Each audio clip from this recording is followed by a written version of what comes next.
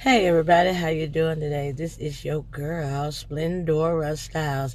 I hope you all are doing all right today. I am doing all right today. Okay, so today's toxicity is for a lesson, not for a lifetime. It's called feeding the hand that is biting you. What am I talking about? This is what I'm talking about. When I was growing up, they had this saying, and they still say it today: do not bite the hand that's feeding you. And what do we mean by that? Someone that's being good to you, being sweet to you, being loving to you, don't hurt that person. Don't do that person in. Just like when I was growing up, and my mom explained it to me. My mom was my dictionary and encyclopedia set. Okay, whenever I didn't understand anything, I would go to her, and sometimes even my dad. Okay, and she explained that when you feed a dog and they turn around and bite your hand, you get rid of the dog. You know what I'm saying?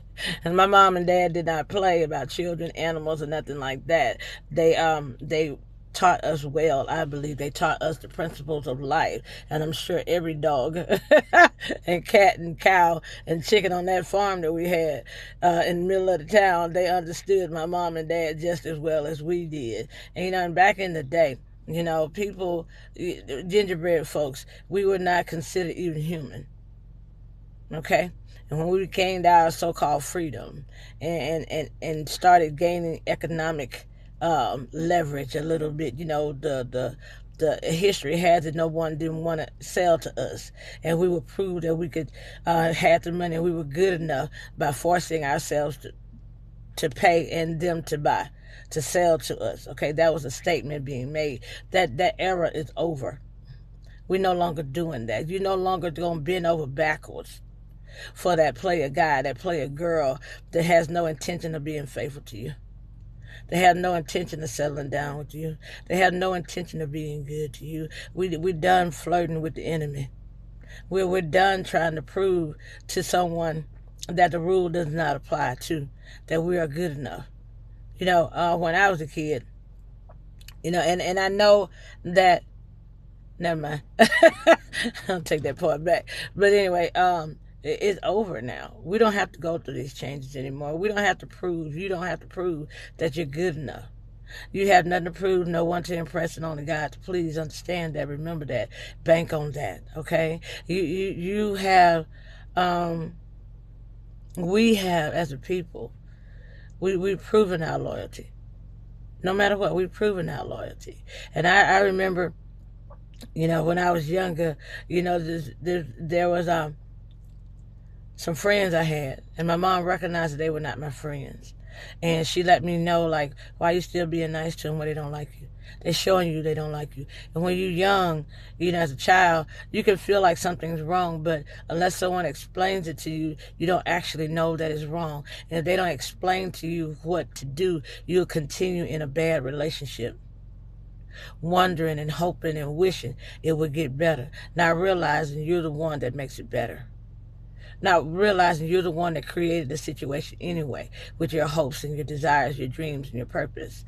You're the one that created that. You're the one that brought that into your manifestation, into your reality. And unless someone tells you, like I'm telling you today, you can trash that and create another reality. You don't have to continue in a bad relationship with anyone. Your mom and your daddy, your brother, sister, auntie, uncle, the dog, the kids, it doesn't matter. The job, the community, the world. You don't have to continue in that.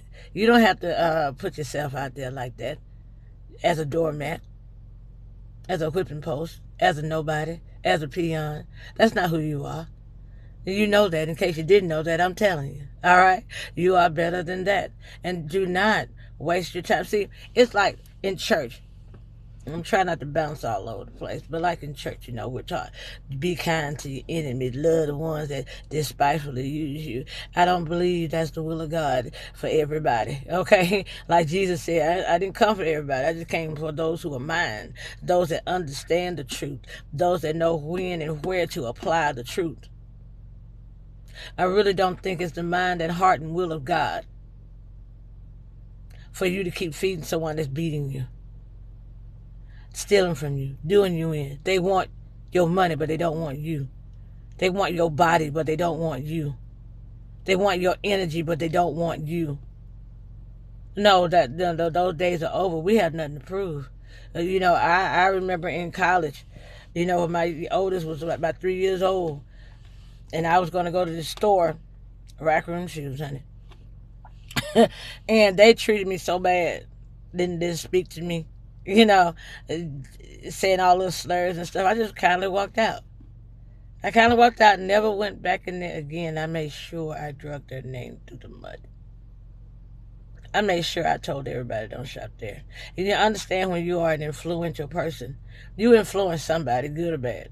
Your bad deeds is influencing somebody else to do bad. Your wrong deeds is influencing someone else to do wrong. Your good deeds is influencing someone else to do good. Your loving kindness is influencing someone else to be loving and kind. Understand that there's somebody watching you at all times. You may not know who it is. You may not even care. But understand, your words have power. Okay? So I made sure. Oh, I made sure. I could be in the mall, you know, and seeing somebody go in the store. I said, don't go in there. They're terrible. They go, oh, really? I said, yeah. And I tell them where to go.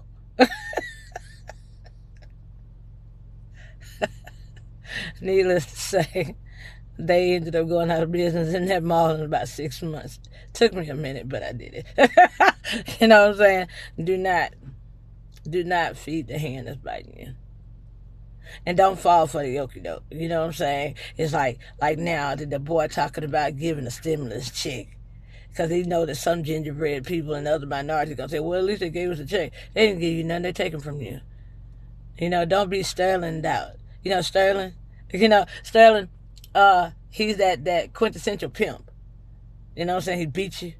That one woman that they didn't kidnap to turn into a prostitute. She's strong, she prideful. And he beat on her and beat on her and beat on her. And then one day he go make her a bubble bath after he beat on her. And put lotion on her and be all sweet and kind to her. And then she'll say, well, maybe he's not so bad after all. Yes, he is still bad, okay? Please, please, please have your eyes open. Trust your intuition. Trust your discernment. Okay? Once we're gone, okay? Like, no more coming back into a bad relationship. No more coming back to a bad job. No more coming back to a bad reality. All right? Do not repeat history in your life, in this world, okay? That's about it right now because I'm a little distracted. But I love you guys more than words can ever express. Bye now.